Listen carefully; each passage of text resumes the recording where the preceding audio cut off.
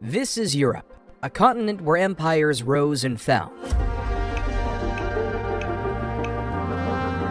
In the beginning, though, Europe was a forgettable landmass on a lush planet. As the Homo Sapiens moved from Africa, Europe witnessed remarkable progress. Soon, the continent would see legendary battles, genius philosophers, immortal architecture, powerful monarchies, and world domination. But how did the early settlements become the greatest civilizations humanity has ever seen?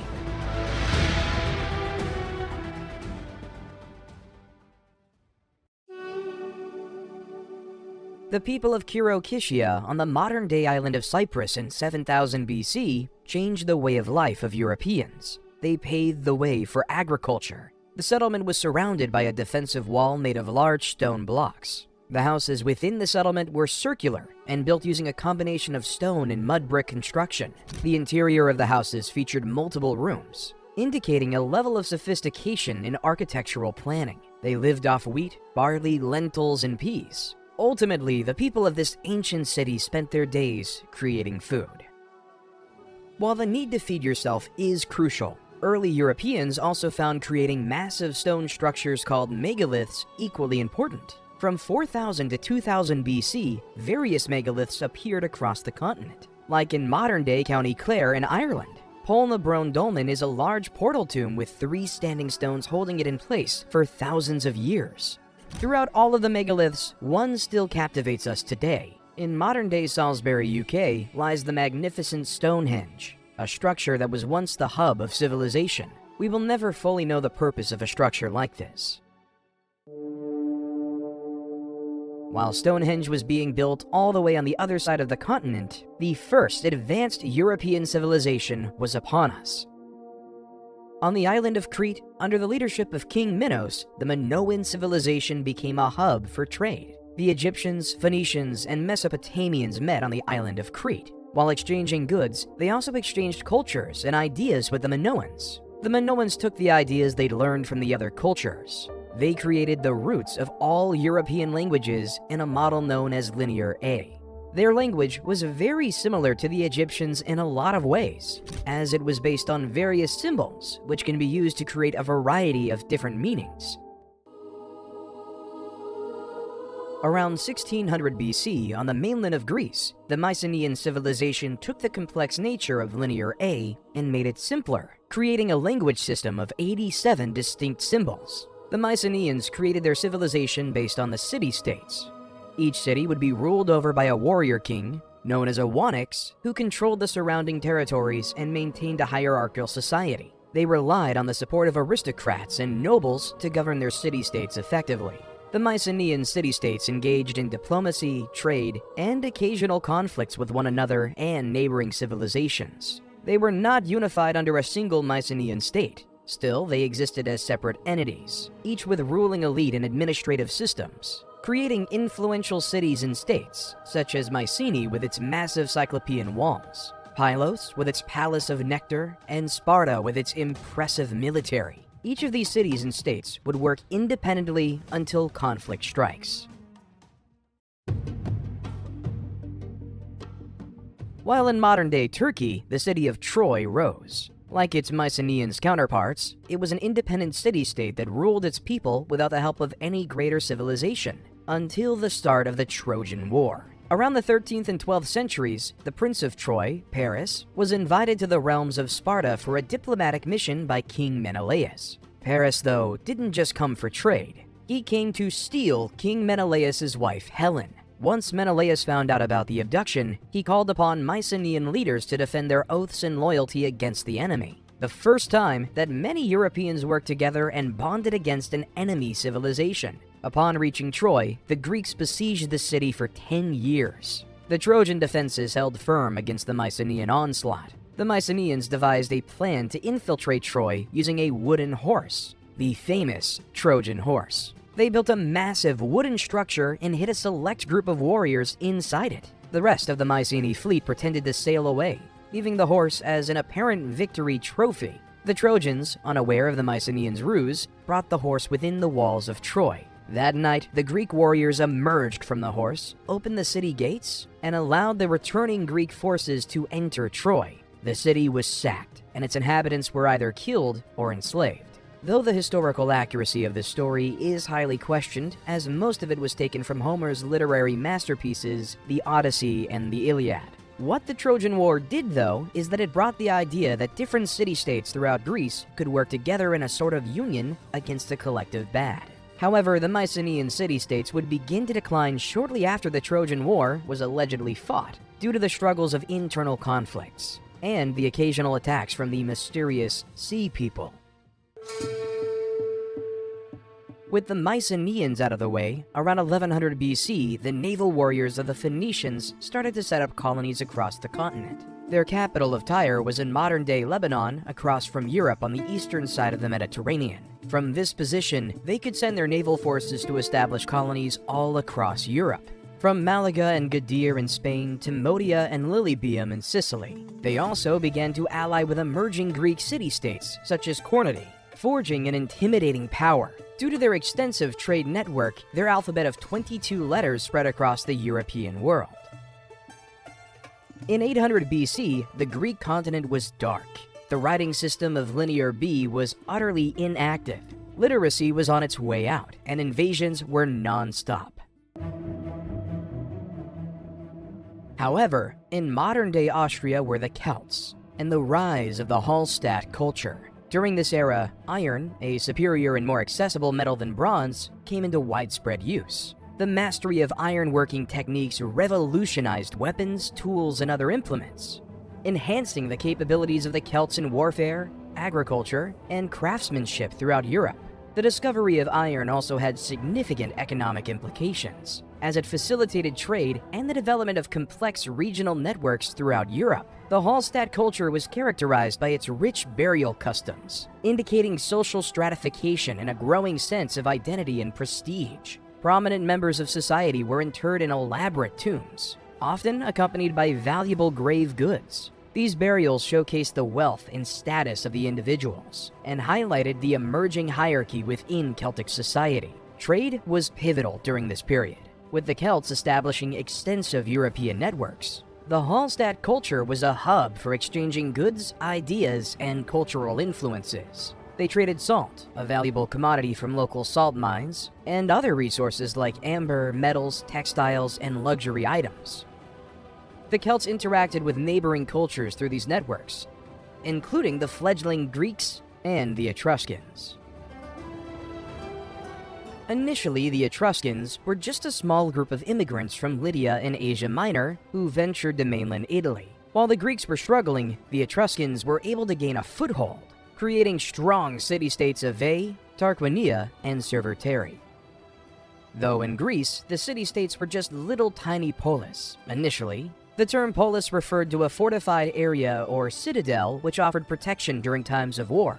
Because of these structures' relative safety, people flocked to them and set up communities and commercial centers. Over time, this polis started to attract people to move over toward them, which led to the rise of various city-states and colonies across the world. In the fertile area of Peloponnesia, Sparta was creating a city-state empire like no other. The legendary Spartans would come in and take over these villages, declaring themselves as the rulers and masters of the land. However, these newly conquered individuals weren't of equal status to the Spartans. Instead, they became helots, unfree laborers tied to the land and required to supply food to Sparta or face the wrath of the angry Spartans. In the eyes of Sparta, these helots were nothing but labor to feed the war machine of Sparta, creating a social hierarchy where Spartans were automatically considered superior to all others, the crux of European culture. Even in the great Athenian democracy, there was quite a strict distinction between the citizens and the non-citizens. In Athens, only around 10% of the population was able and willing to vote in any given election. To gain the right to vote, you must be an Athenian-born man over the age of 20 and completed his military service. You were not a citizen if you did not fall into this category. Your life was to support the fabric of the oligarchic democracy that was created. While Plato and Socrates spent their days studying rhetoric and voting, 9 other people had to do the jobs that no one remembers. European history is a rich man's game. So is the game of war. Around 550 BC, Cyrus I of the Persian Empire had enough of Greek colonization, especially in the regions around the Persian homeland. City after city fell to the might of the Persian army. The Ionian Greeks, despite their valiant efforts, found themselves outmatched by the sheer force and organizational prowess of their adversaries. In 499 BC, Darius I was determined to finish his father's business and conquer all of Greece. After hearing about the tyrannical rule of Persia, volunteers from every city-state came to Ionia to restore Greek power. Whether Athenian, Spartan, or Corinthian, they were all considered Greek. As the Greeks were able to dispel the Persians from Ionia, Darius was undeterred. All came to a head at the Battle of Marathon, where the Persian army stretched far and wide, seemingly invincible in their vast numbers. Despite the overwhelming size disadvantage, the Greek warriors stood resolute, fueled by their unwavering love for freedom and their determination to protect their homeland. With a battle cry that resonated through the air, the Greek soldiers charged forward, their phalanx formation presenting an impenetrable shield against the Persian onslaught. The hoplites, clad in bronze armor and wielding spears and shields, formed an unyielding wall of defense. The Persians, taken aback by the ferocity and discipline of the Greek soldiers, launched wave after wave of attacks. However, the Greek lines held firm, their coordinated movements repelling the Persian advance, causing the Persians to eventually retreat. With the Persians out of the picture, Greece was at its golden age. Born from this golden age was one of Greece's greatest gifts to Western civilization: philosophy. From the minds of the greatest thinkers in Ionia, Greek philosophy sought to make sense of the world around it through logic and reason, and can be split up into 3 key eras: early or pre-Socratic philosophy, classical philosophy, and the later Hellenistic philosophy. 6th century pre-Socratic Greek philosophy saw people like Thales of Miletus and the Milesian school attempt to answer questions about our origins as a species and our place in the universe. Others, like Pythagoras, attempted to reconcile religion with logic and use the discipline of mathematics to begin answering questions about our universe. Fast forward to the 5th century, and we get to the classical age of Greek philosophy. Beginning with the birth of Socrates in 469 BC, philosophy changed from a pursuit of the purely metaphysical to one of social and political questioning. His methods were unusual, preferring to engage in dialogue and debate around the city of Athens as opposed to study and dictation, like his predecessors. As a result, Socrates never wrote any of his teachings down. Instead, everything we know about him comes from the writings of his pupils: Plato, Xenophon, and later Aristotle, all of which occurred decades after his death. His pupil Plato came from the generation of philosophers directly after Socrates, and is famous for inventing the written dialogue, dialectic form of philosophy, and for his theory of forms. He wrote a number of stories and plays about his former teacher, many of which act as our only existing sources of the ancient philosopher and his beliefs. Plato lived to 80 years old, creating a school in Athens for future philosophers. Aristotle came much after, moving to Athens and enrolling in Plato's school of philosophy as a young man. Unlike Plato, Aristotle preferred to take a more practical view of philosophy, using it to benefit society and the lives of the common man, as opposed to seeking an answer to life's biggest questions. He would soon be invited to Macedonia to tutor a young prince named Alexander, teachings that would prove to be eternal. Much later, you had Hellenistic philosophers who were influenced by the new cultural identities of the Greco-Roman world. Movements like Stoicism and Epicureanism began around this time, and revolved around the role of the individual and how philosophy could be used to better someone's own life. After the war, the playwright Aeschylus wrote the earliest Greek play that survived, The Persians, performed at the theater of Dionysus. Though the play was pro-Greek, it could still shine a light on the cost of war. As Aeschylus writes in this early work, "A world of wealth is trash if men are wanting. Men who have no wealth never find fortune smiling as their strength deserves." The men on both sides of this war gave up so much. How will we create a world where these warriors are not wanted anymore? The orator and politician Pericles felt he had the answer to Aeschylus's problem. He believed in the importance of education, making Athens a center for philosophical and intellectual pursuits, while also saying that each citizen should have a say in the government through democracy. However, all periods of enlightenment must come to an end. The men are always wanting. There must be war yet again. This time, though, it was between former allies Athens and Sparta. Athens emerged as a dominant naval power, while Sparta boasted an unparalleled land-based military. In 431 BC, tensions between Athens and Spartan ally Corinth were boiling. Corinth had been seeking support from other Greek states to challenge Athens' regional dominance. A dispute over the city of Corcyra, modern-day Corfu, became the spark that ignited the conflict. Corinth had a long-standing rivalry with Corcyra and sought to recruit Athens' assistance to bring the city under control. However, Athens decided to side with Corcyra, which infuriated Corinth and its Spartan allies. Seeing Athens' interference as a threat to its leadership, Sparta called for a meeting of its allies to discuss the growing Athenian power. Many of the city-states, resentful of Athens' dominance, rallied behind Sparta. Fearful of potential Spartan aggression, Athens fortified its city walls, relying on its naval strength to protect it from a direct assault. Thus, in 431 BC, the Peloponnesian War began. The conflict pitted Athens' naval supremacy and empire against Sparta's formidable land-based army and Peloponnesian League allies. The war would last for almost 3 decades, ravaging Greek lands, causing immense suffering, and forever changing the balance of power in the region. As the years turned into decades, battles occurred in Sybota, Potidaea, and Delium, leaving countless dead. Then, after being put under siege by Spartan general Lysander, the Athenians decided to surrender by the summer of 404 BC, hence leading to the end of the Grecian dominance in the European world. In unity they thrive, but in conflict they fall. While on the mainland of the continent, the Celts were expanding. In the Isle of Ireland in Britain, the tribes such as the Gaels, the Britons, and the Picts started to take hold. The land of the Gaul, modern-day France, and the Iberian Peninsula, modern-day Spain, became an assortment of different cultures, telling different stories of myths and legends. When in 336 BC, Alexander the Great took power. He wasn't interested in the Celts above, he wanted absolute control of Greece. So when the Greek city of Thebes decided to revolt, Alexander and his army marched 240 miles in 14 days. When Thebes refused to surrender, he razed the entire city to the ground, and 6,000 were killed, and the rest were sold into slavery. He continued his campaign across the Persian Empire to Issus, Gaugamela, and eventually Babylon with the same force. Alexander was on the warpath. Then in 323 BC, Alexander's campaign was done. He lay dead in the former Persian capital of Babylon, leaving Europe with no guidance on where to go.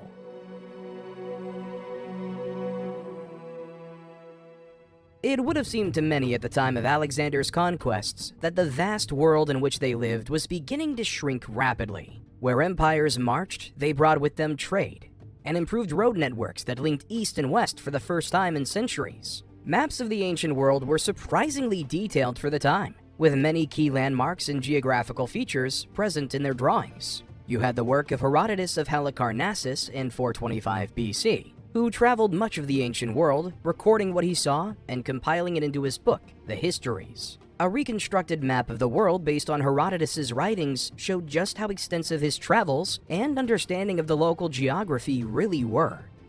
A century later, Greek geographer Pytheas of Massilia conducted his own explorations into northern Europe and beyond.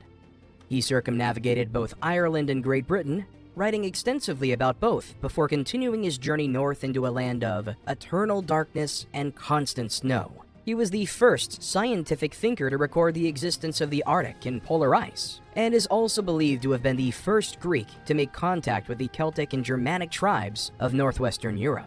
He wrote about a midnight sun and attempted to explain the phenomenon of shorter days and longer nights as he traveled further and further away from the Mediterranean.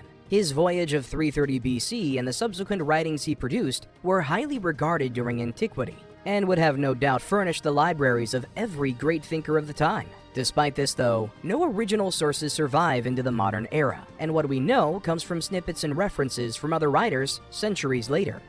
Pythias embarked on his journey just 5 years before the death of Alexander the Great. But when he returned to the Mediterranean, many of the old empires he once knew were gone, soon to be replaced by bigger and better things. Rome wasn't built in a day. It was built in 3 centuries. In the beginning, Rome was just a tiny republic. Nothing of extraordinary grandeur, just another place where people lived and fought for status. It was considered part of your Roman duty to provide your own equipment and weapons, which led to only the rich being able to ascend to the ranks of the legion, while the poor citizens of Rome served in the military as velites or skirmishers. Velites were armed with light-throwing weapons and a small shield. They were just lamb for the slaughter. Roman general and consul Publius Cornelius Rufinus decided to take the coveted Campania region from the Samnites. Rome, ever ambitious, stood in their path, determined to expand its control. Battle after battle ensued, and at that moment, Rome thought they were getting the upper hand. The Samnites, rallying their allies and neighboring tribes, challenged Rome's expansionist ambitions. They were quickly dealt with. In 280 BC, the Greek kingdom of Epirus under King Pyrrhus tried to conquer Rome, but quickly retreated out of the Italian peninsula. Then came the Punic Wars, a series of conflicts between Rome and Carthage, a powerful maritime empire in North Africa. These wars were primarily fought for control over Sicily and dominance in the western Mediterranean. Rome emerged victorious, destroying Carthage and establishing itself as the dominant power in the Mediterranean. No one was left to stop the Romans, except for the Romans themselves. All was good in Rome until 107 BC, when Roman general Gaius Marius introduced a series of reforms to the military aptly named the Marian Reforms, in which he shifted the loyalty from the state to the general. A simple soldier no longer had to follow the whims of the Roman Senate. You only had to listen to your generals. And yes, the general didn't have to agree with whatever the Roman Senate would say. In 83 BC, General Lucius Cornelius Sulla took his army of soldiers to Rome and declared war. Sulla felt the reforms Marius gave were tyrannical, so he and his army sought to overturn them. So Sulla killed Marius and declared himself to be the dictator of Rome, hoping to restore the Senate and the former glory of Rome. He was afraid of the popular assemblies which he viewed as breeding grounds for unrest. Despite his military strength and reforms to the Roman Empire, Sulla resigned in 79 BC and returned to private life. Little did Sulla know at the time, his reforms led to a bloodier change in the Roman Empire. While in the land of the Gauls, tribal alliances and noble kings reigned supreme. Each tribe had its own chieftain, a guardian of their ancestral lands, and a symbol of their collective strength. The Gauls, fierce and valiant warriors, wielded long swords and spears clad in shimmering chainmail and adorned helmets that reflected their individuality. The Gauls were not merely warriors and farmers, their souls were woven with threads of mysticism and reverence for the divine. The wise and revered Druids held court in sacred groves over rituals and ceremonies.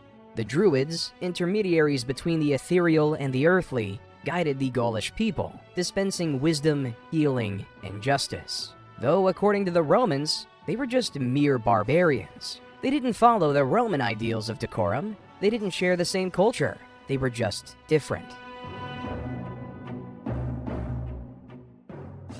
While back in Rome, the broke Julius Caesar was elected to be the esteemed Pontifex Maximus of Rome.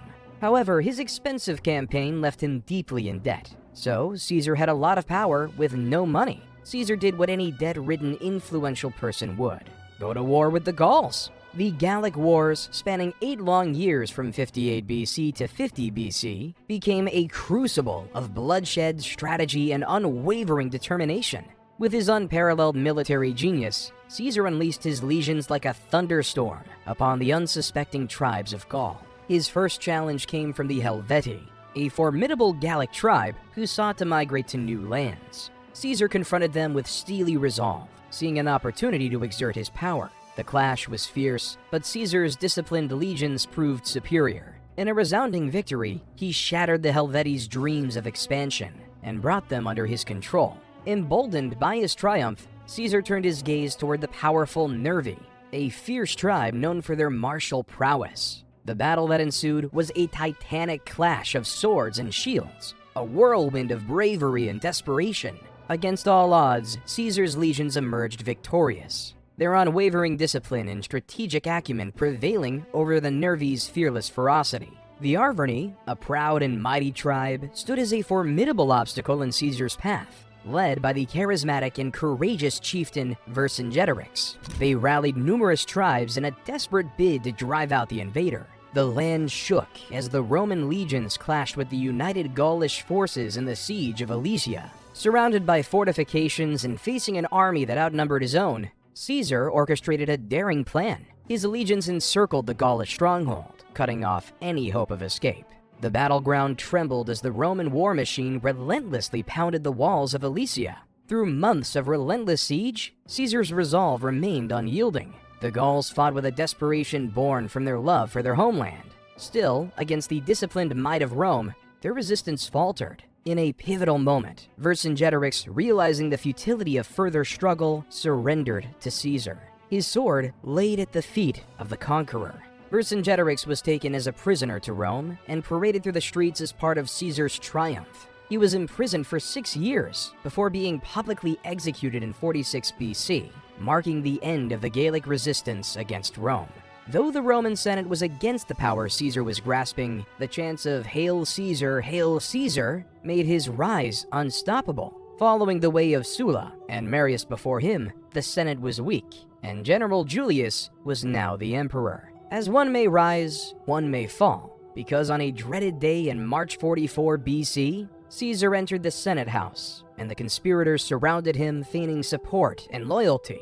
At that moment, one of the conspirators, Gaius Servilius Casca, struck the first blow, followed by a barrage of dagger thrusts from Brutus and the other senators. Caesar did not flee or beg for mercy despite being surrounded and attacked. He resisted his assailants, attempting to defend himself, but ultimately succumbed to his injuries. In his final breaths, Julius Caesar uttered his famous last words, "Et tu, Brute?" meaning, "You too, Brutus?" After Caesar, amidst the turmoil, a young and ambitious figure emerged from the shadows. Gaius Octavius, Caesar's adopted son, possessed a burning desire to claim his rightful place as the heir to Caesar's legacy. Determined to avenge his adopted father's death, he forged an alliance with a formidable general, Mark Antony, and the seasoned politician Lepidus, birthing a triumvirate that would shake the foundations of Rome. However, Octavian and Antony were short friends, as in 31 BC, Octavian killed Antony at the Battle of Actium, leaving for Octavian to usurp the title of Augustus, meaning the revered or the illustrious, allowing the newly named Augustus to be the first emperor of Rome. During Augustus's reign, Rome experienced a wave of relative peace and stability known as the Pax Romana. For 200 years, Rome would be a land of imperial achievement. With their massive territory, Roman influence was everywhere, even in Bethlehem, the land where the Christian Messiah, Jesus, was born. The life of Jesus is one of mythic proportions. However, it is one that saw him perish on the cross under Emperor Tiberius Caesar, creating a deep divide in the Roman Empire. Was the crucified man really the Messiah? A question the Romans did not have an answer to. In 43 AD, the Roman Empire, under the leadership of Emperor Claudius, invaded Britannia and established Roman rule over the peninsula. To maintain control, the Romans imposed heavy taxes on the native tribes, often subjecting them to harsh treatment and confiscating their lands. When King Pristougus of the Iceni tribe died, the Romans disregarded his will and took all the land for themselves, torturing his daughters and his wife, Queen Boudica. In the year 60, Boudica commanded an army of 100,000 warriors to revolt against the Romans, after they took over the Roman cities of Londinium and Verulamium. So Roman governor Suetonius Paulinus led his army to a land near modern-day Birmingham where a final confrontation would take place. Despite being vastly outnumbered, Suetonius positioned his troops strategically and professionally. As Boudica's forces charged the Roman lines, the disciplined Romans held their ground and formed a tight defensive formation. The rebels found breaking through the Roman ranks impossible. Suetonius's troops managed to withstand the initial onslaught and gradually pushed back the rebel forces, resulting in the death of around 80,000 rebels compared to the 400 Roman casualties. Boudica killed herself shortly after.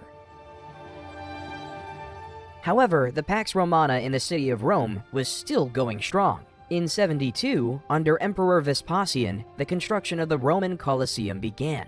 The amphitheater was an immense structure, utilizing advanced engineering techniques. It was built using a combination of concrete, stone, and brick, with travertine limestone used for the outer facade. The Colosseum consisted of 4 stories, reaching a height of approximately 48 meters, 157 feet. Under the rule of Emperor Trajan, the Roman Empire was able to expand to its greatest territorial extent, spanning all the way from modern-day Britain to the Persian Gulf. Roman rule was everywhere. When Trajan died, Emperor Hadrian was poised with a near-impossible task of keeping Rome together. In Roman Britannica, he built the elusive Hadrian's Wall, while back in Rome, he built the magnificent Pantheon. Though as the Pax Romana continued, it seemed that the Roman Empire could go on forever. That would not be the case, though, as historian Edward Gibbon wrote in his historical classic, The Decline and Fall of the Roman Empire, this long peace and the uniform government of the Romans introduced a slow and secret poison into the vitals of the empire. The minds of men were gradually reduced to the same level. The fire of genius was extinguished, and even the military spirit evaporated. They received laws and governors from the will of their sovereign and trusted for their defense to a mercenary army. The Roman Empire lost its spark. It was just another place to live. In 284 AD, Emperor Diocletian faced a significant problem. Rome was becoming more and more bureaucratic. Diocletian created a tetrarchy that appointed 4 different emperors. Though this separation may seem helpful, it just led for bureaucratic struggles of which emperors should have more power. However, according to Christianity, it was Jesus who saved it. During a time of questioning, Emperor Constantine received a sign in the sky from the Christian God, with the words, "In this sign, conquer," followed by the image of a cross. Presuming it to be God's will, Constantine led his army against fellow Roman Emperor Maxentius in the Battle of the Milvian Bridge. Constantine easily won the battle and, in 313, pronounced the Edict of Milan. 313 years after the crucifixion of Christ, Christianity was not only accepted, but rather the official religion of the Roman Empire. Constantine was baptized as a Christian on his deathbed. While the Romans were enlightened with the way of Christ, the Huns, on the other hand, were on a blood quest. In the late 4th century, the Huns left their homeland of Central Asia to pillage Europe. Their targets were the Gothic civilizations of Germany, the Visigoths, the Ostrogoths, and the Gepids. Some chose to fight the Huns and lose, others decided to seek refuge in Rome. Rome is safe, Rome is secure, and Rome is united. Roman Emperor Theodosius was steadfast in keeping the Huns at bay, so the Goths came for safety. However, in 395, Theodosius died and decided to split up the empire. Arcadius would inherit eastern Rome, while Honorius inherited western Rome.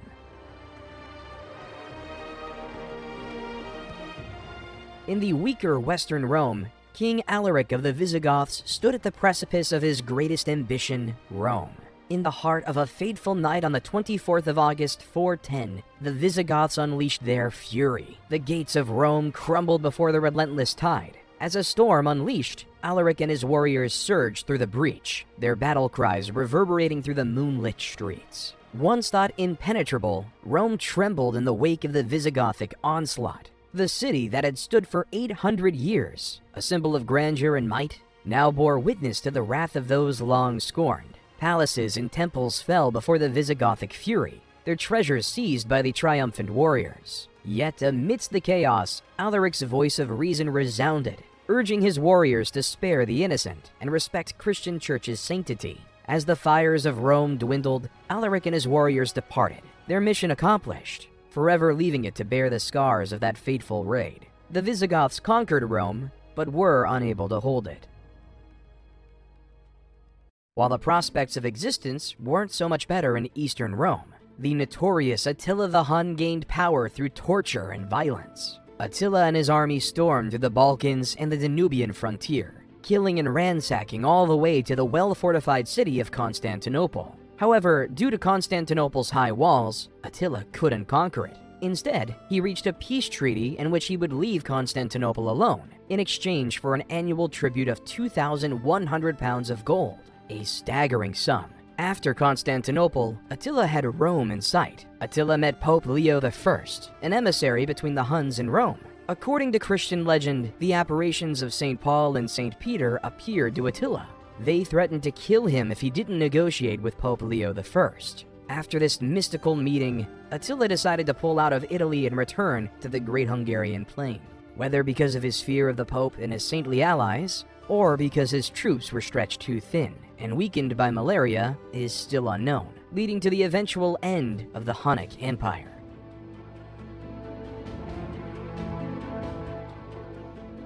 Things weren't looking much better in Western Rome. In 476 AD, a powerful Germanic chieftain named Odoacer overthrew the small remnants of the Roman Empire. Unlike the past tyrants, Odoacer chose not to don the purple cloak of the Roman emperors, but instead declared himself King of Italy. Yet Odoacer's reign was not unchallenged. A new power was rising across the Adriatic Sea and the rugged Balkans. Theodoric the Great, king of the Ostrogoths, was amassing an army, his eyes fixed on the Italian peninsula. Encouraged by the Eastern Roman Emperor Zeno, who feared Theodoric's might, the Ostrogothic king led his people on a westward march. Thus, in 489 AD, the tides of destiny carried the Ostrogoths to Italy. A clash of titans ensued, a 5-year war that saw two great powers struggle for dominance. But destiny had already chosen its champion. In 493 AD, Theodoric, the Ostrogothic king, finally overpowered Odoacer. In a banquet intended for peace, Theodoric unsheathed his sword, and with a swift stroke, ended Odoacer's reign and life. The victor Theodoric sat on the throne as the king of Italy. But unlike the conquerors of old, he did not ravage and ruin. Instead, he sought harmony, coexistence, and the preservation of Roman traditions. The laws of Rome were respected, its citizens were treated with dignity, and a sense of peace and prosperity filled the air. Christianity wasn't just a tool of the Romans, it was infiltrating Europe. Many leaders were skeptical, not knowing what to make of this new god. Clovis I from the Frankish kingdom took a page from Constantine's playbook, and in the Battle of Tobiac in 496 against the Alemanni, Clovis prayed to the Christian god and promised if he won the war, he would convert to Christianity. The Franks easily won the battle, and Clovis kept his promise by converting himself and his country to Catholicism. Though they may have believed in the same god, Byzantium had a different interpretation. Justinian I decided to rebrand Eastern Rome from the legacy of Rome and created the new empire of Byzantium. Under Justinian's rule, the Byzantine Empire underwent a process of reconquest and expansion. His most famous military commander, Belisarius, led successful campaigns to reclaim lost territories in the west. The most significant achievement was the reconquest of parts of Italy and North Africa, temporarily reuniting the Roman Empire under Byzantine rule. In addition to military and legal reforms, Justinian was involved in architectural projects. He sponsored the construction of numerous impressive buildings, including the famous Hagia Sophia in Constantinople. This grand cathedral, renowned for its stunning architecture and intricate mosaics, symbolized Byzantine power and Christian piety. While back in Italy in 568, the Germanic tribe of the Lombards under King Albion invaded Italy. The Lombards gradually carved out their kingdom through a series of strategic campaigns. They captured cities and strongholds, established duchies, and extended their control over vast northern and central Italy. The Lombard kingdom became a powerful political entity in the region, with Pavia as its capital. However, it is essential to note that the Lombards did not wholly eradicate the existing Roman and Byzantine structures. They incorporated Roman governance and administration elements into their system, blending Germanic and Roman traditions. The Lombard kings allowed Roman aristocrats to retain some of their lands and privileges, seeking to stabilize their rule and ensure the productivity of the land. However, Jesus wasn't the only prophet anymore. In the lands of the Middle East, a prophet named Muhammad founded the religion of Islam. Under the will of their prophet, they've all set their eyes on Europe.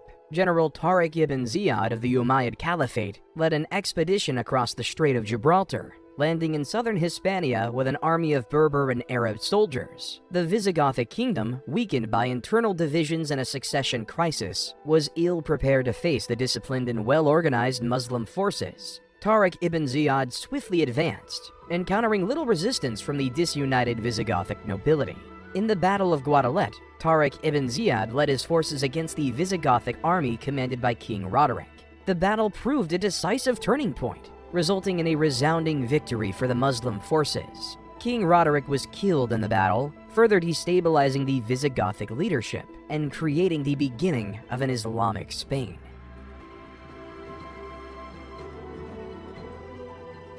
The Lombards, though, were tired of the excellent control of the papacy.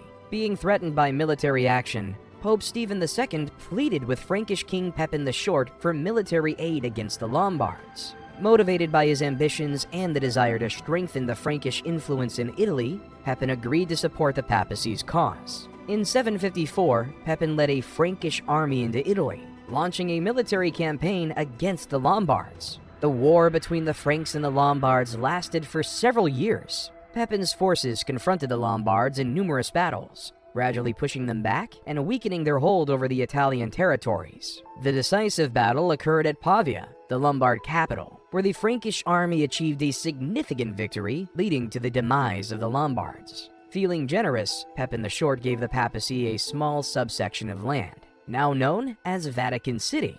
This act solidified the alliance between the Franks and the papacy.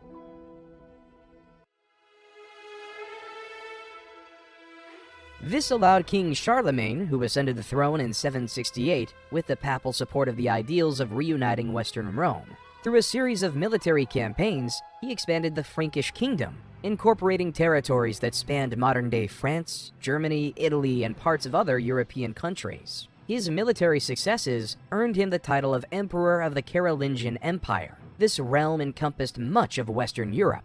In 800, Pope Leo III crowned Charlemagne as the Holy Roman Emperor, and his empire was named the Holy Roman Empire. After Charlemagne's death, his son Louis the Pious inherited the empire. As his name suggests, he was very pious, but could not do anything when the Vikings began raids along the Rhine River, causing fear among the public.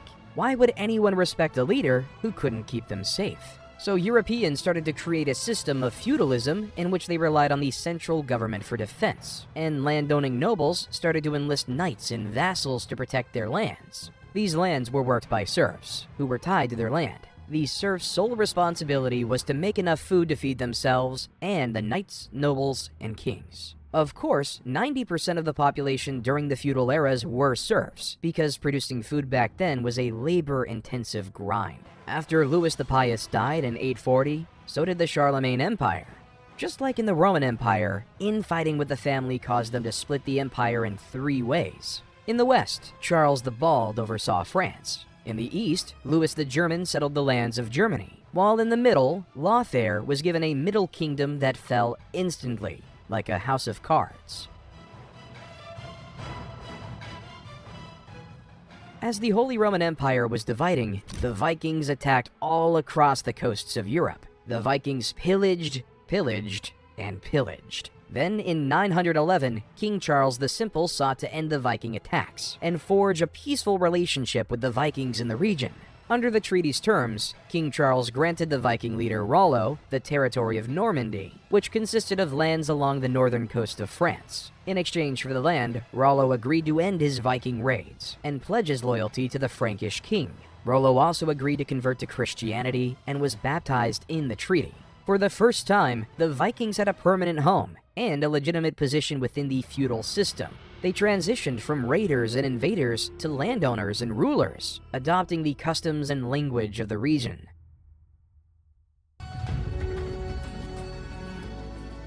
Though this treaty didn't stop the Vikings from attacking the British Isles. This led King Athelstan of Essex to gain troops from the rest of the Isles to protect them from the incoming Vikings, led by Olaf Gottfridsson of Norse Dublin. As Athelstan won the battle, he united England, making him to be the first king of a united England.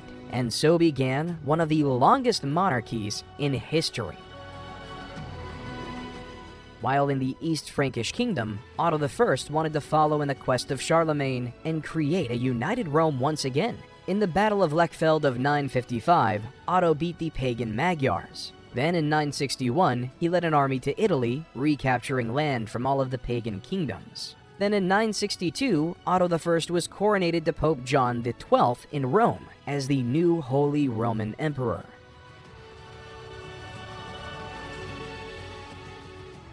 In 987, the West Frankish kingdom was on the verge of turmoil.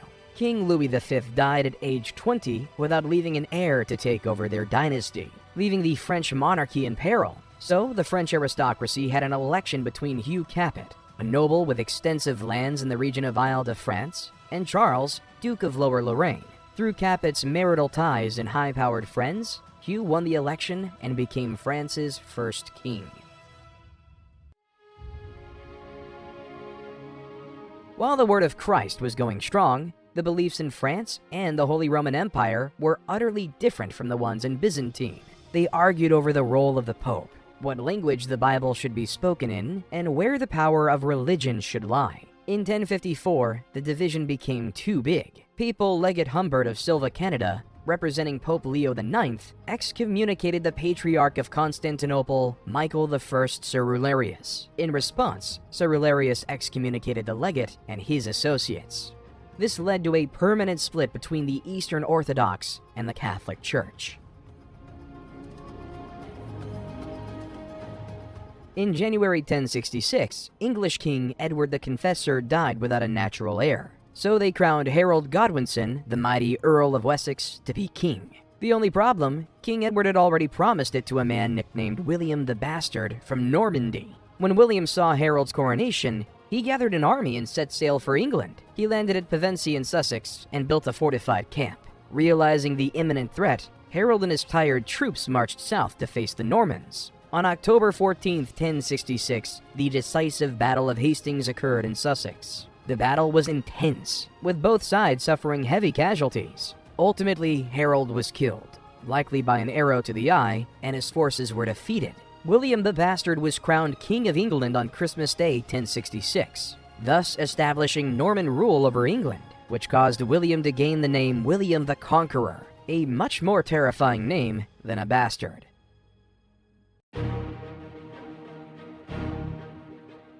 While over in non-Europe, the Seljuk Turks took over Jerusalem, pledging the holy city for the Islamic faith and kicking out the Christians. So in 1095, Pope Urban declared that all good Christians must take over Jerusalem's lands. So people across Europe, from France, Italy, Holy Roman Empire, Barcelona, and Constantinople, all came together, and with their collective forces, went to Europe to take over Jerusalem. So in 1099, the Christian forces took over Jerusalem, making it a Christian land again, showing the strength of a united Europe. Of course, 50 years later, the Turks retook Jerusalem. So came the Second Crusade under the leadership of King Louis VII, which failed. King Louis was captured, and most of his army was dead. Then in 1187 came the Third Crusade, when King Richard I of Britain, Emperor Frederick I of the Holy Roman Empire, and King Philip II of France tried the holy city of Jerusalem. Richard was captured, Frederick died, and Philip just left, leaving the Third to be a disaster. Then in 1202, the Fourth Crusade began with the intention of recapturing Jerusalem, but instead they attacked Constantinople. If you hate Constantinople, then the Fourth Crusade was a success. If the goal was to take over Jerusalem, then they failed miserably.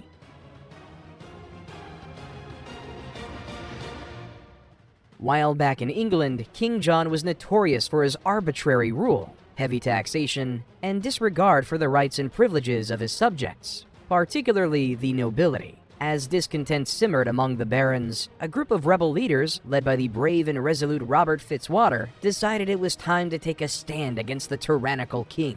With the threat of being killed, King John and Robert Fitzwater began creating a list of rights that everyone would have no matter what. This negotiation period in the summer of 1215 led to the first document to fully captivate your human rights, the Magna Carta.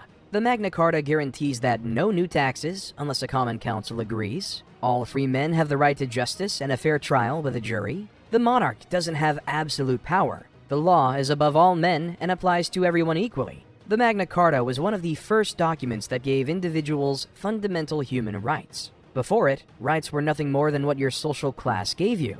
Now, even the monarch is under the same set of laws as a peasant. As England gave people rights, Europe went through not one but 4 more crusades. And guess what? They've all ended in failure. The definition of insanity is doing the same thing repeatedly and expecting a different result. The Crusades were definitely insane. As a direct result of the Crusades, Europe soon found herself in a vulnerable position. Their best armies were busy fighting in the Middle East, leaving much of the European countryside defenseless and without its best commanders. Also, the kingdoms of Central Europe had become fragmented and splintered as the Catholic Church attempted to wage war against the Holy Roman Emperor Frederick II. This meant that in 1223, Europe stood largely ununited, undefended, and unprepared for what was coming. The sound of 1,000 horses rumbled in the distance. The Golden Horde had reached Europe. The Mongol invasion of Europe began with the arrival of Mongol troops near modern-day Mariupol in Ukraine. They were victorious at the Battle of Kalka River in 1223, but halted their advance. They would spend the next 2 decades razing Russian and Ukrainian villages while establishing a sphere of influence over the area. In 1240, the Mongols sacked their first major European city, Kiev, beginning their invasion of Central Europe in earnest. The armies of Khadan and Batu Khan, 2 grandsons of Genghis Khan, launched a 2-pronged attack into modern-day Poland. They defeated a combined European army at the Battle of Legnica in 1241. And then crushed a Hungarian force at the Battle of Mohi just a few months later. The horde continued to push further into Central Europe, razing villages in Saxony, Bohemia, and Moravia as they went. Croatia, Austria, and Bulgaria all faced the wrath of the Khans and their nomadic soldiers before the year was over. But unlike in Asia, the Mongols were unsuccessful in exerting any real influence over the region. While they mounted raids, burned villages, defeated armies, and looted at will, they never overthrew any regimes, or held power in any discernible way. They also never overthrew any major city, as European defenses were able to repel the Mongols on a number of occasions. Mongolian control was almost exclusively consigned to the sparsely populated countryside, and not much else. By the winter of 1241, the Mongol horde would begin its withdrawal from Europe, and made their long ride back to Mongolia. Historians don't agree on what exactly spurred this decision, but a leading theory points to the death of Genghis Khan's 3rd son, the Great Ogode Khan. Mongolian tradition dictates that all the princes of the blood who led the Mongolian armies were required to be present for the election of the next great Khan, and so they returned to honor their birthright, leaving Europe. For now, Europe was safe, but without a common enemy to unite them, the kingdoms of Europe fell right back to doing what it did best, waging war against one another. Issues with bureaucracy and who should take over the crown still weren't over in 1337, as the last direct descendant of Charlemagne, King Charles V, died without an heir. 2 candidates for who should be the next king emerged and demanded the throne, King Edward of England and Philip VI. King Edward argued that he was the next closest relative because all the royals were obsessed with Charlemagne. However, King Philip IV saw this as an insult to French sovereignty. Since Philip was closer to the paternal side, he declared himself to be a righteous king. The French coronated Philip because they didn't want the English king to rule over them. So, Edward led his forces from England to France and began a 100-year war. Just as the 100 Years' War began, a nasty disease called the Black Death emerged. The Black Death, or bubonic plague, caused painful swellings called buboes that appeared all over the victims' bodies. The disease was caused by the bacterium Yersinia pestis, which was spread by fleas that infested rats. Around 75 to 200 million people died, leaving Europe in a dark age. Farms were left uncultivated, economic systems collapsed, and trade was practically non-existent. The persistent presence of death influenced art, literature, and religious beliefs. Grim depictions of skeletons, danse macabre, and memento mori became prevalent. serving as reminders of life's transience. The plague also spurred a spiritual and existential crisis, with people questioning their faith and seeking answers through religious practices and sincere devotion. However, the plague inadvertently brought about some positive changes amidst the darkness. The reduced population led to increased social mobility for those who survived, as labor became scarce and demand for skilled workers rose. The devastation also paved the way for advancements in medicine and public health practices, as people sought to understand and combat the disease. In times of darkness, there is always a light, but before there can be a light, wars must be fought. Under the banner of Edward III, the English forces embarked on a bold campaign, determined to seize the French crown. Their first taste of victory came at the Battle of Crécy, where English longbowmen unleashed a storm of arrows upon the French knights, securing a resounding triumph. Encouraged by this early success, the English pressed on, their sights set on the glittering prize of Paris. But France would not yield easily. Led by the courageous Philip VI and later his son John II, the French forces rallied to defend their homeland. At the Battle of Poitiers in 1356, the tide turned in favor of the English once more. The indomitable Black Prince, Edward's son, captured John II, leaving the French king a captive in his enemy's hands. With the famous Battle of Agincourt in 1415, the English achieved a glorious triumph against overwhelming odds. The young king seemed destined to rule both kingdoms as he married Catherine of Valois and signed the Treaty of Troyes, securing his claim to the French throne. But hope never fades in the hearts of the oppressed. Inspired by her religious visions and a burning sense of patriotism, a simple peasant girl named Joan emerged as a beacon of hope for France. Joan of Arc, clad in armor and wielding a banner of courage, led the French forces to remarkable victories. Her determination and unwavering faith breathed new life into the downtrodden French. The French recaptured city after city with Joan's guidance, including the legendary Orléans. However, Joan's life was short-lived because in 1430 she was captured by the British and executed for being a witch. Finally, in 1453, the curtain fell on this long and bloody chapter. The Battle of Castillon climaxed the 100 Years' War as the French delivered a final, resounding blow to the retreating English. The war-weary land of France celebrated its hard-fought victory, reclaiming its territories and identity. 1453 was a big year for wars on the European continent. In Asia, the Ottoman Turks were gearing up to take over the declining Byzantine Empire and the famous city of Constantinople. Sultan Mehmed II led an army of 80,000 soldiers, including elite Janissary troops and a powerful artillery force, to besiege Constantinople. The Byzantine defenders, led by Emperor Constantine XI, were faced with a nearly impossible task: holding off the Ottoman assault. The Ottomans bombarded the city with artillery for nearly 2 months, gradually destroying the wall.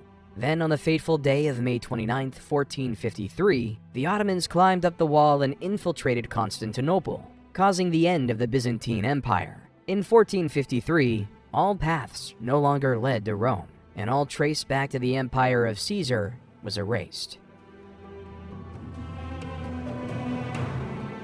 But even though the face of Europe was changing, the continent's domination was still to come. In 1492, Christopher Columbus arrived in the Bahamas, and in 1498, Vasco da Gama reached the port of Calicut, India. Europe was now a truly global continent.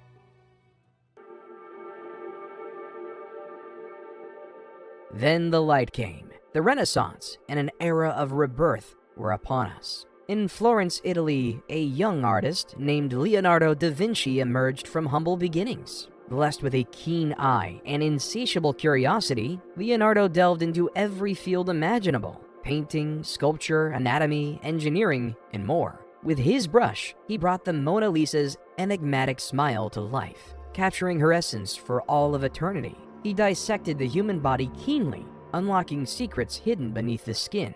Leonardo was a Renaissance man embodying the spirit of boundless creativity and intellectual pursuit. Not far away, in the ethereal city of Rome, Michelangelo Buonarroti chiseled away at blocks of marble, coaxing out sculptures of breathtaking beauty.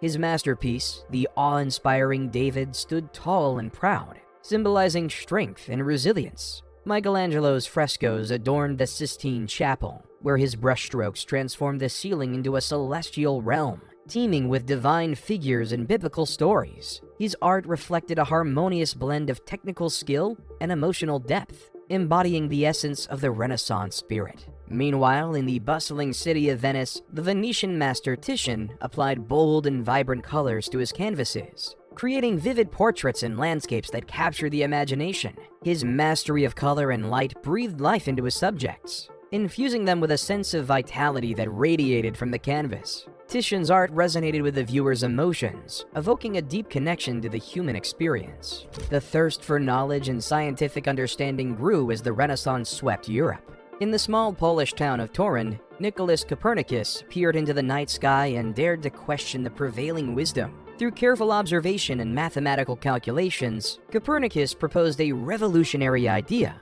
The Earth revolved around the Sun. His heliocentric model challenged centuries of belief and laid the foundation for our modern understanding of the universe. However, one Renaissance thinker changed the political landscape of Europe.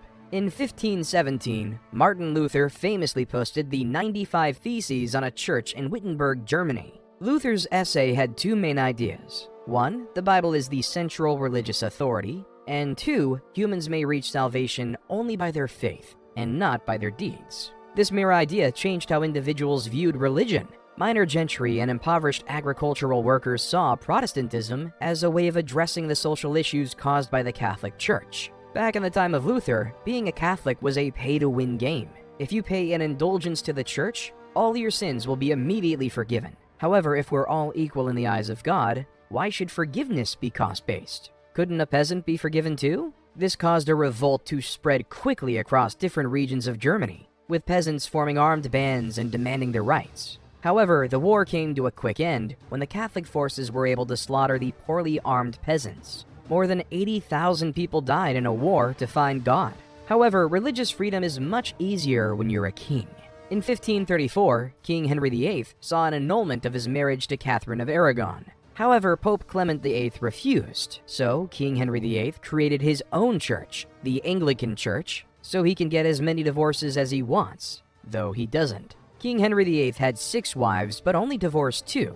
One died of natural causes, one survived the king, and 2 others would perish with their heads in a basket. But while Western Europe grappled with its religious identity, the East and large stretches of Central Europe were faced with a wholly different religious threat. From its strongholds in Asia Minor, the Ottoman Empire had begun its expansion into Europe in 1521. In 1521, Solomon the Magnificent captured Belgrade and conquered most of the kingdoms of Hungary. A few years later, he besieged Vienna, but would fail to take the city. This meant that for now, Ottoman expansion had been halted. In 1539, a 60,000-strong Ottoman army besieged the Spanish garrison at Castelnuovo on the Adriatic coast, forcing the city-state of Venice to agree to a total surrender of its territories in the Aegean and Greece. It's worth noting, however, that the Ottoman presence in Europe wasn't totally unwanted. France united with the Ottomans against their shared enemy of the Habsburgs, and together, the two nations saw great success in the Mediterranean. By 1566, they had a complete monopoly on the eastern Mediterranean, and their empire now stretched over 3 continents.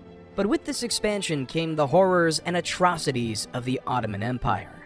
The Ottoman slave trade was the lifeblood of their empire. Naval raids across European coastal towns were common, with slaves being taken from the French, Dutch, Italian, English, and even Icelandic coastlines, before being transported back to the eastern Mediterranean for sale. But perhaps most brutal was the practice of blood tax that came to proliferate across Eastern and Central Europe.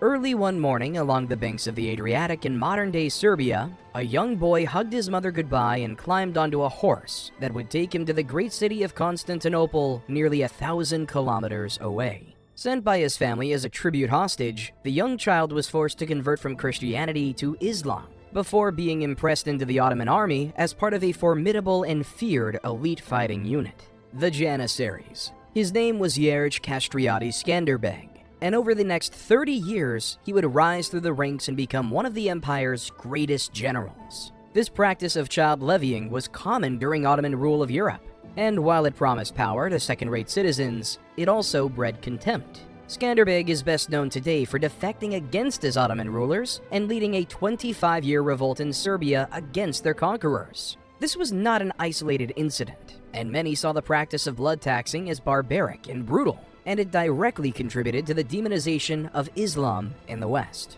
Spain in particular took issue with Ottoman expansion, and the two empires would eventually fight a multi-continental religious war against each other as Christianity and Islam faced off once again. But before all this, the Spanish were busy fighting another religious war, not against Muslims or foreign invaders, but against the English king and his new religion, Protestantism.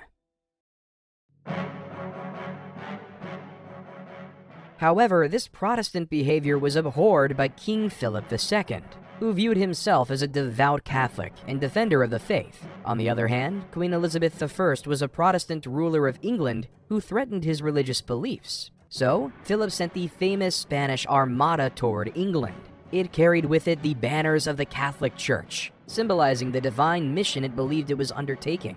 The sailors, soldiers, and commanders saw themselves as soldiers of God, fighting for the preservation and triumph of their Catholic faith. The clash between the Spanish Armada and the English Navy was, in essence, a religious struggle played out on the high seas. It embodied the deep-rooted religious divisions that permeated Europe during that time. Each side believed that they were fighting for territorial dominance and preserving and propagating their respective religious beliefs. As the Spanish were defeated, it was presumed by the British that this was a triumphant call to the Protestant faith.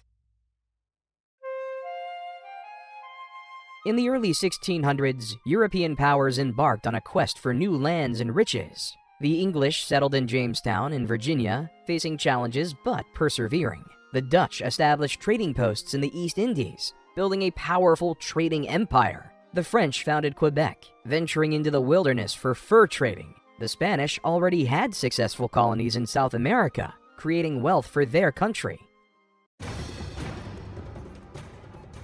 Though religious wars weren't over, in 1618, the Catholics and the Protestants were at it again.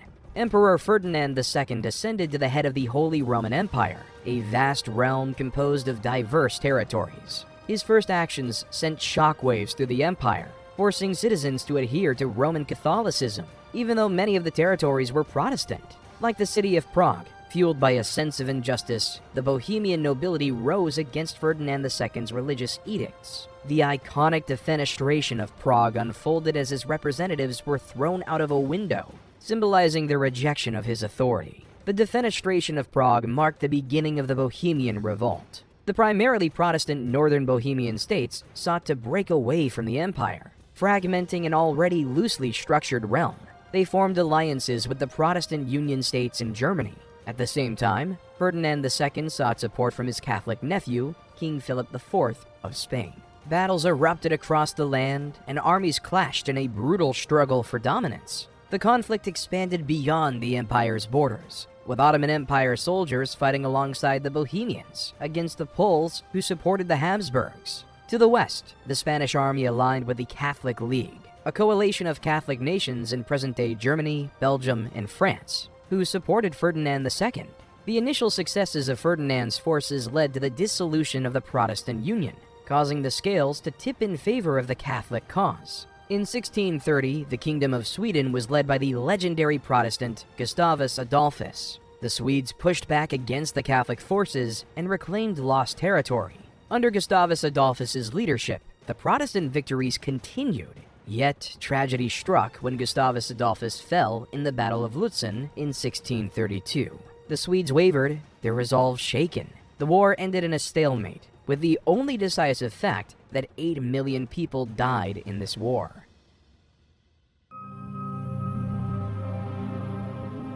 This started to lead many to question the power of this religion. Thinkers like John Locke argued that individuals possessed an inherent right to life. Sir Isaac Newton was discovering gravity and how gravitational force works. Sir Francis Bacon began the process known as the scientific method, a systematic approach to investigating the world. In 1707, the Acts of Union were passed, merging England and Scotland into a single political entity called Great Britain. However, Scotland faced protests and uprisings following the Union, including the Jacobite risings of 1715 and 1745, which sought to restore the Scottish monarchy and independence, though they were both unsuccessful. In 1756, tensions erupted between Austria and Germany over the disputed territory of Silesia, which caused the legendary 7 Years' War.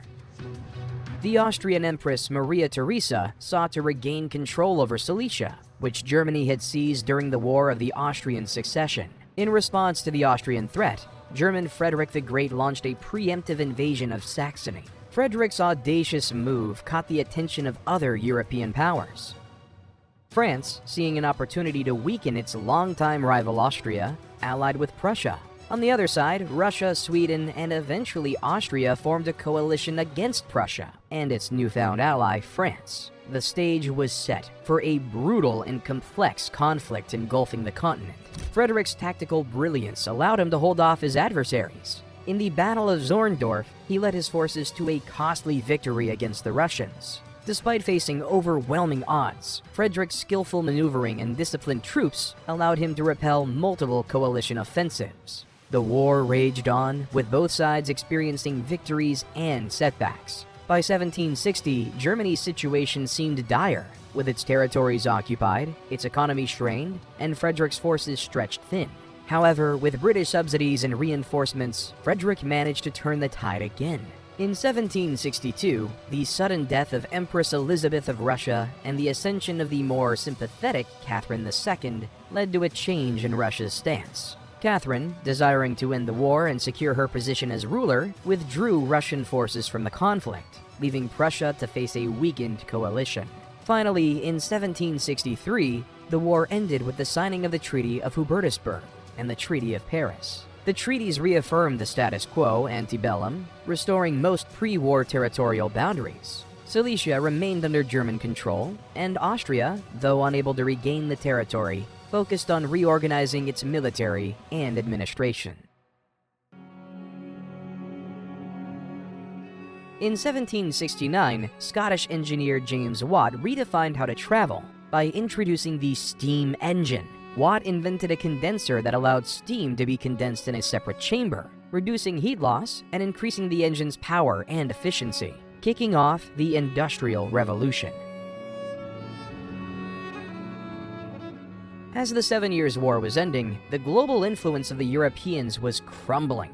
In 1780, José Gabriel Tupac Amaru II led an indigenous uprising against Spanish colonial rule, which was quickly crushed. In 1783, the 13 British colonies revolted from England. The French began their revolution in 1789 as people rose against the monarchy, electing Robespierre as their leader in 1791 in the French colony of Saint-Domingue, present-day Haiti. While in 1798, Irish nationalists staged a coup to free themselves against British rule, which failed. People would no longer be content with strict authoritarian European rule. They wanted to rule themselves.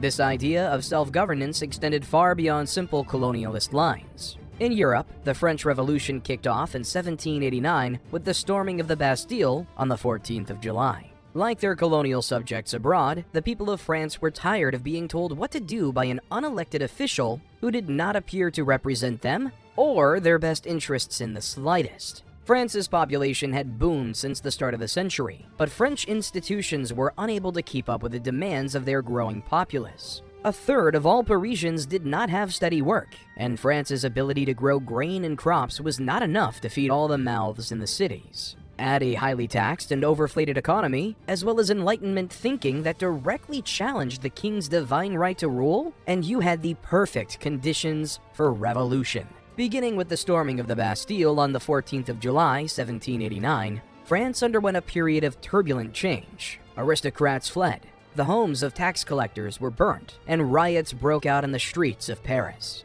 The final blow came when the National Assembly abolished feudalism and adopted the rights of man and of the citizen. The old order was finally gone. The Constitution was adopted on the 3rd of September, 1791, and was meant to symbolize a new France, one where the king had limited power, while an assembly of the people could have a greater say on the running of their country. However, radical members of the newly formed French government wanted to see the king, Louis XVI, brought to trial and punished for his crimes against the French people. On the 10th of August 1792, the French king Louis XVI was arrested by a group of radical insurgents who stormed into his house and took the king as he slept. He was condemned to death on the 21st of January 1793, and his wife, Lady Marie Antoinette, followed just 9 months later. This was the beginning of the most violent and turbulent period of the French Revolution. This was the Reign of Terror. Intended to bolster revolutionary fervor, the Reign of Terror quickly degenerated into a settlement of personal grievances between the revolutionaries. The Legislative Assembly was replaced by the National Convention, which was directly under the control of an extremist Robespierre. Thousands were executed by the infamous guillotine, and the streets of Paris ran red with the blood of previously moderate revolutionaries. The reign continued until Robespierre's own execution on the 28th of July, 1794. By 1795, France had stabilized itself and emerged with a new, moderate national convention. Power lay in the hands of a 5-man directory, appointed by Parliament and supported by the French army. But the directory's rule was unpopular and marred by financial crisis and corruption. Resentment began to fester across France once again, and before long, things were about to reach a boiling point once more. This resentment allowed for the opportunity of a terse man named Napoleon Bonaparte to rise to power. In 1799, amidst the chaos of the post-revolutionary period, Napoleon seized the moment and orchestrated a coup d'etat, catapulting himself into power as first consul of France. Determined to reshape the world, Napoleon embarked on a relentless campaign of conquest. With his grand army, he swept across Europe, leaving a trail of victories in his wake. He shattered old empires and established new ones under his iron rule from Italy to Egypt, Austria to Prussia. His military genius and innovative strategies captivated both his soldiers and his enemies. In 1804, Napoleon crowned himself Emperor of the French, symbolizing his grand ambitions and aspirations for dominance. The Napoleonic era had begun, and Europe trembled before his might. His code of laws, the Napoleonic Code, brought stability and reforms to the territories under his control, leaving a lasting impact on legal systems worldwide. Yet, as Napoleon's empire expanded, so did the forces aligned against him. A coalition of European powers arose, determined to halt his relentless march. The Peninsular War in Spain, the disastrous Russian campaign, and the epic Battle of Waterloo all bore witness to his moments of triumph and eventual downfall. Defeated and exiled to the island of Elba, Napoleon's story seemed to have reached its end. But his indomitable spirit would not be contained. In 1815, he made a daring escape and returned to France for a final bid for power, known as the 100 Days. However, his dreams of glory were shattered at Waterloo, where he suffered a definitive defeat, ending his reign once and for all. Napoleon was exiled again to the remote island of St. Helena, where he died in 1821.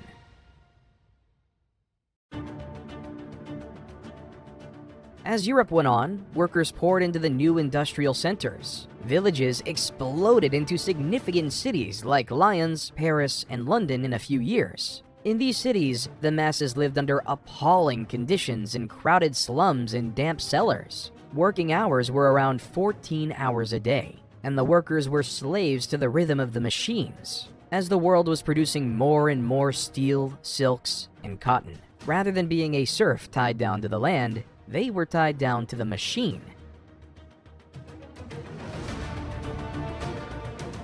During the Berlin Conference of 1884, German Chancellor Otto von Bismarck sought to divide the resource-rich and unindustrialized continent to the south, Africa. Britain cast its gaze upon Africa with its mighty navy and thirst for global dominance. The lion's share of the continent fell under its control, as British colonies sprouted like flowers across the landscape. From the gold-rich lands of South Africa to the palm-fringed shores of Nigeria, Britain sought to secure trade routes, protect its strategic interests, and establish settler colonies. Meanwhile, France extended its influence across West Africa with its grandeur and flair. It claimed territories such as Senegal, Ivory Coast, and the vast expanse of Algeria. The French aimed to expand their colonial reach, extracting resources and asserting their cultural influence. Not to be outdone, Belgium's ambitious King Leopold II had a different vision. He coveted the heart of Africa, staking his claim on the Congo Free State. Masked by Christian humanitarian values, King Leopold II exploited the vast resources of the Congo, subjecting its people to unimaginable suffering in his quest for wealth and control. Germany, a rising power hungry for its place in the sun, also set its sights on Africa. It carved out colonies in Namibia, Tanzania, Cameroon, and Togo to bolster its global influence and tap into the continent's natural riches. As for the leaders in the conference, this was just about the money. It wasn't about the cultural exchange, the arbitrary lines they've drawn, or the societies they've divided. The Europeans didn't care about the African lives. The Great War, as it came to be known, had completely reshaped Europe in its entirety. Empires fell, monarchies were overthrown, and Europe marched into the 20th century gripped by a new set of ideals and beliefs. One of these was communism. Made popular by the writings of German philosopher Karl Marx, Marxism promised to rid the world of the suffocating chains of classism, empowering the people and strengthening society through fair, equal, and socialist ideals. One European nation that took these beliefs and ran with them was Russia, who had suffered immensely during the First World War. The people who died in ditches and marched to their deaths on empty stomachs had grown tired of the ruling class's failure to address the real issues which plagued the Russian people. After a series of costly and disastrous military campaigns, Russia capitulated and fell into chaos as her army faced the prospect of a full-scale mutiny. Tsar Nicholas was forced to abdicate from the throne, ending 304 years of Romanov rule in Russia, in the hopes that the people would be appeased following the establishment of the new provisional government. They were not. And before long, Russia was ruled by two political organizations, the Provisional Government and the Soviets. From there, factions began to splinter off, each fighting for control and influence. One of these were the far left-leaning Bolsheviks. Led by the charismatic Vladimir Lenin, they grew in power immensely, promising peace, land, and bread to the starved, downtrodden, and war-weary Russian population. Tensions rose as the Bolsheviks gained power and established their own militia capable of overthrowing the provisional government. On the 7th of October, the Bolsheviks did just that. They launched an armed insurrection in Petrograd and overthrew the provisional government, becoming the first communist leaders of Europe. But while they were popular in urban areas, not all of Russia was as welcoming of their new socialist leaders. After the October Revolution, Russia was plunged into civil war. On one side, the Reds, communists, Bolsheviks, and members of the new Soviet government. On the other, the Whites, liberals, monarchists, and those loyal to the old regime. During this time, Russia underwent serious political and societal changes. Land was confiscated and redistributed amongst the people. The Red Army was established, being made up of loosely organized local militias, and the old Tsar Nicholas and his family were murdered by the very subjects they swore to serve. The Russian Civil War ended in 1923 with a resounding Bolshevik victory. Millions fled the country fearing persecution under the new communist regime, while those who stayed behind quietly buried the 1.5 million dead. A red cloud had ascended over Russia, and in its wake, the USSR was born. The old powers that still ruled Europe looked on in horror, fearful that they might succumb to this revolutionary fervor next. But not every nation was so focused on events abroad. A defeated Germany lay in ruins, pondering its next move. Though in Europe, tension was growing, alliances were being created, and conquest was on anyone's mind. In the summer of 1914, Archduke Franz Ferdinand of Austria-Hungary embarked on a fateful journey to Sarajevo. Little did he know that his visit would begin an unprecedented cataclysm. Gavrilo Princip, a Serbian nationalist, fired a shot that pierced the heart of the Archduke, setting off a chain of events that would engulf the world in flames, which led to Austria-Hungary declaring war on Serbia and the beginning of World War I. Russia, the protector of Serbia, mobilized its forces, prompting Germany to declare war on Russia. The war had spread, and it would consume the world. Fueled by a desire for territorial expansion and dominance, Germany turned its gaze westward. In a swift and calculated move, German forces violated the neutrality of Belgium and launched an invasion. This flagrant act of aggression jolted Britain, which guaranteed Belgium's neutrality, which caused Britain to declare war on Germany, setting the stage for a long and brutal conflict. The war swiftly turned into a deadly dance of attrition on the Western Front. Trenches started across the landscape, becoming the bloody home to soldiers from both sides. Months turned into years as they fought tooth and nail, with machine guns rattling, artillery thundering, and poison gas choking the air. While the world's attention was drawn to the Western Front, another theater of war unfolded on the Eastern Front. The forces of Germany, Austria-Hungary, and Russia clashed in a tumultuous series of offensives and counteroffensives. The war's reach extended further, ensnaring the Balkans, Italy, and the Middle East, where the Ottoman Empire had joined forces with the Central Powers. As the war raged on, the tides of fate began to shift. In 1917, Germany's unrestricted submarine warfare pushed the United States, a neutral power, to enter the fray. Fresh troops and abundant resources breathed new life into the Allied cause. Meanwhile, Russia, ravaged by internal revolutions, withdrew from the war, signing the Treaty of Brest-Litovsk with Germany. In the summer of 1918, a turning point arrived. The Allies launched a series of offensives that sliced through enemy lines. The Battle of Amiens and the Hundreds Day Offensive marked the beginning of the end for the Central Powers. Germany's military position grew increasingly precarious, and it sought an armistice, ending the fight on the Western Front on November 11, 1918. With the guns finally silenced, the world grappled with the devastating aftermath. The victorious Allies gathered in Versailles to negotiate the terms of peace. The Treaty of Versailles imposed a near-impossible reparations of 132 billion of gold marks, or 500 billion in today's dollars.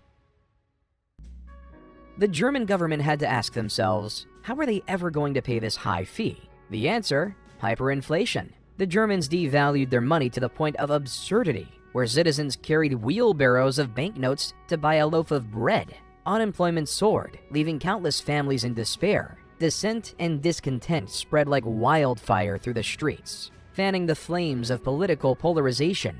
Extreme factions on both the left and the right sought to exploit the Republic's vulnerabilities, promising quick solutions and scapegoats to a desperate population. This economic collapse led to the rise of Adolf Hitler, as the Nazis dismantled the democratic institutions piece by piece. The Republic's story drew to a close. A dark ideology of hatred and totalitarianism eclipsed its ideals of freedom and equality. Hitler blamed one ethnic group, the Jews, for Germany's problems. On the fateful night of November 9, 1938, Hitler showed his hatred for the world during the Kristallnacht, or Night of Broken Glass. Mobs of Nazi supporters and party members took to the streets. They vandalized and destroyed thousands of Jewish-owned properties, including synagogues, schools, homes, and businesses. Jewish-owned stores and establishments were looted, with merchandise stolen or destroyed. But the growth of extremist factions wasn't just a German phenomenon. Nearby Spain was undergoing its own political reform that would lead to the outbreak of the Spanish Civil War in 1936. Fought between the Republicans and the Nationalists, the Spanish Civil War was in many ways a precursor to the Second World War and the ideological battles of the late 20th century. The Republicans were made up of a number of communist, socialist, and anarchist groups who had opposed the old government prior to the outbreak of war. The Nationalists, meanwhile, were made up of an alliance between the conservatives, monarchists, and traditionalists in the country who staunchly opposed the democratically elected Republican government that ruled over Spain prior to 1936. On the 17th of July, nationalist generals Emilio Mola and Francisco Franco launched an uprising aimed at toppling the Spanish government. Despite initial success, they were unable to seize control over any major city. And as such, a bloody civil war broke out that split Spain in two. Franco quickly emerged as the head of the nationalist movement, and with the military support of Nazi Germany, Fascist Italy, and Portugal, he began the siege of Madrid in November, digging in around the outskirts of the city. The Republicans, meanwhile, were receiving aid from the Soviet Union, Mexico, and even France for a short while, as they set up defensive barriers and established guerrilla units to fight the organized nationalist force. Before long, though, many European nations signed a pact of non-intervention with Spain, as they became too preoccupied with the growing tensions in their own countries to become bogged down in a war. But the Republicans were not alone. An estimated 40,000 foreigners traveled to Spain to fight alongside them. Many took direct frontline positions, but medical staff and auxiliary units were also a popular choice that saw many British, French, and Russian faces in their ranks. American writer Ernest Hemingway traveled to Madrid to report firsthand on the fighting and would later pen his famous novel, For Whom the Bell Tolls, about his experiences there. By October of 1937, however, the nationalist cause was gaining momentum. They now held control over all of northern Spain, and by April of the following year, they had driven their army down to the Mediterranean, splitting Madrid from Barcelona and severing the Republican armies in two.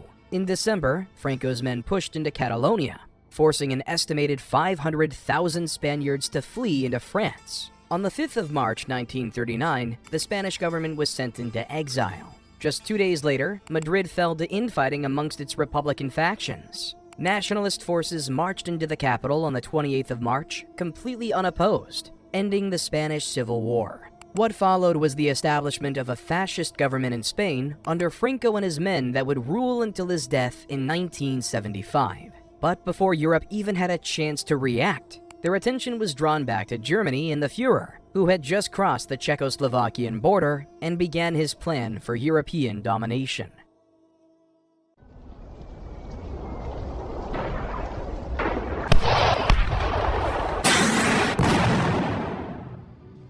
Hitler wasn't done, though. On September 1st, 1939, Germany unleashed its fury upon Poland. Tanks rumbled across the border, planes soared overhead, and Europe was again consumed by the fires of war. Britain and France, bound by honor and duty, declared war on Germany. They vowed to stand against the aggressive forces that sought to plunge the world into darkness. Lines were drawn, and the struggle for freedom began. As the conflict intensified, the flames of war spread like wildfire. In the spring of 1940, the German war machine launched a relentless offensive, swiftly conquering Denmark and Norway. The world watched in horror as the Nazi forces overran France, Belgium, Luxembourg, and the Netherlands. Paris, the city of light, fell into enemy hands, and darkness shrouded the land. Across the continent, the Nazi war machine continued its relentless march. The year 1941 witnessed the invasion of the Soviet Union as Hitler's forces unleashed Operation Barbarossa.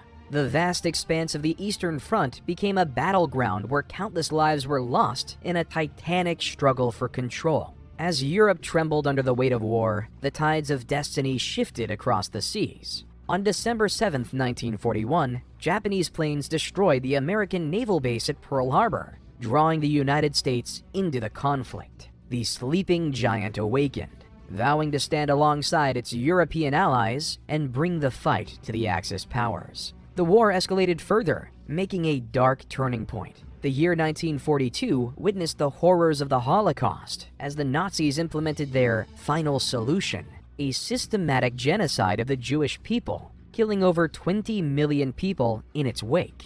In 1943, the war raged on.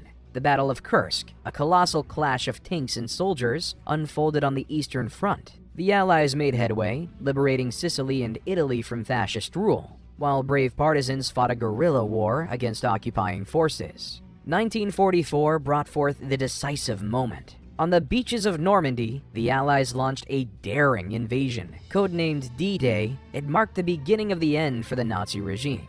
Liberation was in the air as Paris fell into Allied hands, and the people danced in the streets, shaking off the shackles of oppression.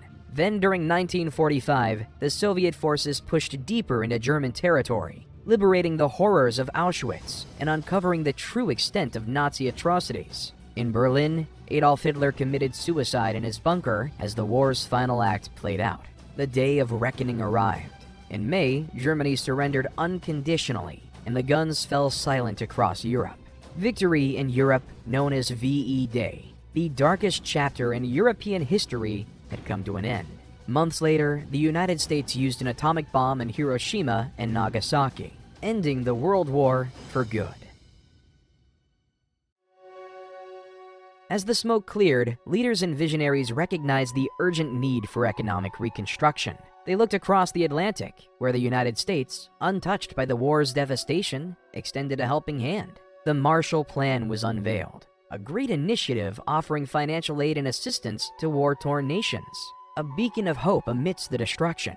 With American support, Europe set forth on a journey of recovery. The wheels of the industry began to turn again. Factories rose from the ruins, and infrastructure projects breathed life into once desolate landscapes. Nations rebuilt their cities brick by brick, beam by beam, each structure a testament to their resilience and determination. But the recovery was not confined to bricks and mortar alone.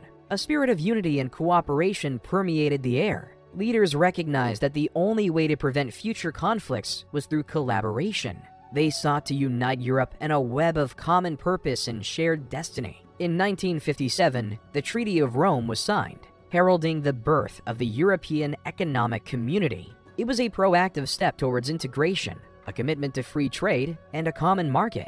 In the quest to build a better society, social welfare systems were put in place, healthcare and education were expanded, and labor reforms improved the lives of working people. Democratic institutions were strengthened, ensuring that the voices of the people were heard and the mistakes of the past were not repeated.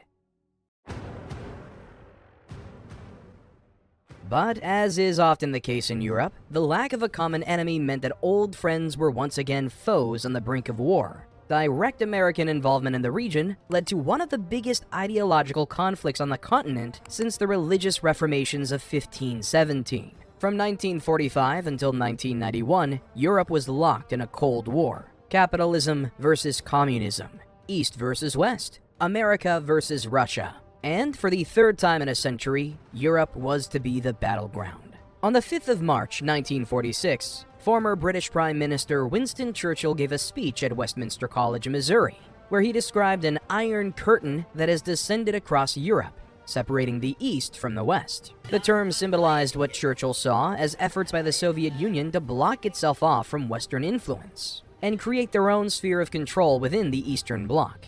We now understand that both sides were fighting against the same evil. America had adopted a policy of containment, wanting to stop the spread of communism through financial and military investments across the globe. The Soviets, meanwhile, wanted to stop the spread of capitalism, which they saw as corrupting and detrimental to the communist belief systems of egalitarianism and equality. So a dividing line was established, demarcating the regions of American influence and Soviet influence in Europe. It cut Germany in half, enveloped Czechoslovakia, wrapped Hungary, and snaked down into the Balkans, finally ending at the Black Sea. Germany was the epicenter of this division. Initially split up to be administered between the Allies and the USSR, Germany was violently carved up as tensions between East and West grew, leading to the eventual erection of a physical barrier through its center. Berlin became one of the most militarized capitals on the planet, as East and West came face to face with one another. This division is still seen from space today. Where the West had NATO, the East had the Warsaw Pact. While the West flourished under the riches of capitalism and were allowed independent democratic rule, the East became a series of communist satellite states, answering directly to the Soviets and suffering economically under communist financial policy. Fear, mystery, and distrust flourished as both sides saw the other as a threat to its existence, and Europe hunkered down for a long, cold war. Amidst this blanket of secrecy, the USSR found itself faced with one of the largest ecological disasters of the modern era. It took humanity to the brink of total annihilation, affecting the lives of millions across Europe, and led to the downfall of one of the last empires on the continent. This was the Chernobyl nuclear disaster. On the 26th of April, 1986, Reactor 4 suffered a catastrophic failure after a power surge at the base of the reactor ruptured, destroying cooling components designed to keep the core at a stable temperature. With the radioactive substance now overheating, a steam explosion blew the containment building apart, leading to the total meltdown of Reactor 4 and the expulsion of an untold amount of radioactive energy into the atmosphere. 2 engineers died in the initial blast, while 2 others were rushed to the hospital with acute radiation burns. In the following days, a further 237 workers would be put in hospital following their involvement in the cleanup and stabilization of the plant. Among those hospitalized, 28 died from radiation sickness within the first 3 months of the explosion, while more would perish from radiation complications years down the line. The Soviets went into overdrive, trying not only to control the incident, but also keep it a secret from the rest of the world. A reactor core fire burned for almost 2 weeks, and the Soviets spent an estimated 18 billion rubles, or $68 billion adjusted for inflation, on cleaning up the disaster site. The city of Pripyat and its 49,000 residents had to be evacuated, and the Soviet government established a 30-kilometer exclusion zone to keep people safe. To this day, the exclusion zone has not been lifted. Controversially, while Soviet officials scrambled to take control of the situation, internationally, the government refused to acknowledge the incident had happened at all. In fact, it was only after scientists working at the Forsmark nuclear plant in Sweden detected abnormal levels of radiation in the air that the Soviet government admitted the accident had even taken place. Radiation spilled out into the atmosphere, covering almost all of Europe. Sheep, as far as whales, were affected. Nuclear rain fell in Belgium and the Netherlands. And the only region in Europe that did not experience any radioactive side effects was the Iberian Peninsula. The Chernobyl nuclear disaster had a profound impact both socially and politically in Europe. A number of European nations decided to phase out their nuclear energy programs entirely, citing too great a risk to the general population.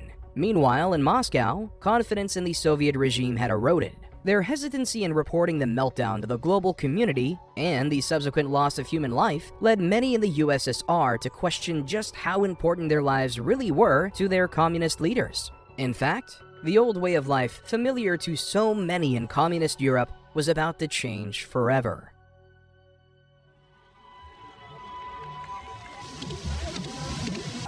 For nearly half a century now, East and West had been locked in a state of constant and perpetual warfare. But the Cold War wasn't about troops, weapons, and heavy artillery. This was a war of ideology, fought in the theaters, office blocks, and houses of every person on both sides of the Iron Curtain. By the late 1980s, however, it was becoming apparent to those living under communist rule that the promises of equality, freedom, and economic stability that had been made by the October revolutionaries all those years ago were little more than empty fantasies peddled by a new ruling class. This led to the revolutions of 1989, where a number of Soviet states in the Eastern Bloc of Europe shed the chains of communism and declared themselves free and independent democratic nations. The most famous of these is the fall of the Berlin Wall.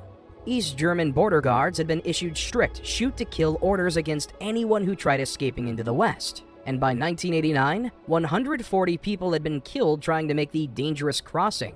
However, on the 9th of November, things were about to change. A new law was set to come into effect, which would give East Germans greater freedom in traveling between East and West. At 6 p.m., during a Communist Party press conference on the matter, First Secretary of Berlin, Gunter Schabowski, incorrectly told journalists that complete freedom of movement was imminent, and that the Berlin Wall, which had stood for almost half a century, would soon be dismantled as part of a wider disarmament process by the Soviet Union. Schabowski was wrong, and had misinterpreted the note he'd been given by his aide concerning the new law. But journalists left the conference room spreading one message to the people of Berlin: the borders are open. The gates of the wall stand wide open. Crowds gathered at the border demanding they be let through. As Schabowski said, we can. And East German border guards were soon overwhelmed by the sheer number of people. By 10:45 p.m., the guards yielded, opening the gates and allowing East German citizens to cross into the West freely for the first time since 1961. West Germans awaited their countrymen on the other side with flowers and champagne, as families reunited and old friends embraced in what was described by one reporter as one of the most momentous events in the past century. East and West were united once more, and together, they climbed the walls which had separated them for so long and began to tear it down brick by brick. The wall would be officially dismantled a year later, and by October of 1990, Germany was reunified once more. Europe realized, like the Greeks against the Persians or like the Romans and the Visigoths against the Huns, that they are stronger if they work together. So in 1992, The Europe-signed Maastricht Treaty was signed, which started the European Union. The European Union was created on the idea that rather than having individual countries like Germany or France make all their decisions, they should be made by a parliament of EU officials in Brussels, allowing for increased trade, more social protections, and a more profound sense of what it means to be European. In 1999, the euro was introduced to replace the individual state's currency with a unified European currency. By 2002, euro coins and bills were introduced, and state currencies were no more. Conclusion: Europe now functions as a united continent. Even though in the past they fought to overpower money and religion, today they are united under the socialistic ideals of free healthcare and free college to make a more equitable place for all. They are striving for the ideal. However, we don't know how it will turn out. History is just the story of the past. Now, we're in the present. Will Europe continue down this path of socialistic pride? Or will it go back to its feudalistic ways of serfdom? Will Europe continue to create great works of art like Michelangelo's David? Or will it continue to go to war like Julius Caesar against the Gauls? Will Europe stay united like the Greeks during the Persian Wars? Or will it turn against one another like Athens and Sparta in the Peloponnesian War? Only time will tell.